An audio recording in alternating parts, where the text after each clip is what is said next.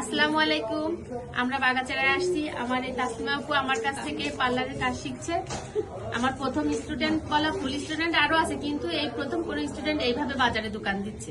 অনেকে শিখেছে, শিখে দোকানে থাকছে, কিন্তু এই আপুটা প্রথম আমার কাছ থেকে পার্লার যাচ্ছে।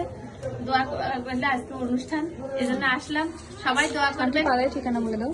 আর হচ্ছে আমার এই স্টুডেন্টের পার্লার বাগাচারা বাবু মার্কেট। বাবু সবাই আসবেন, ইনশাল্লাহ ভালো সার্ভিস পাবেন। 4-5টা টাকা। পার্লারের নাম কি আপু?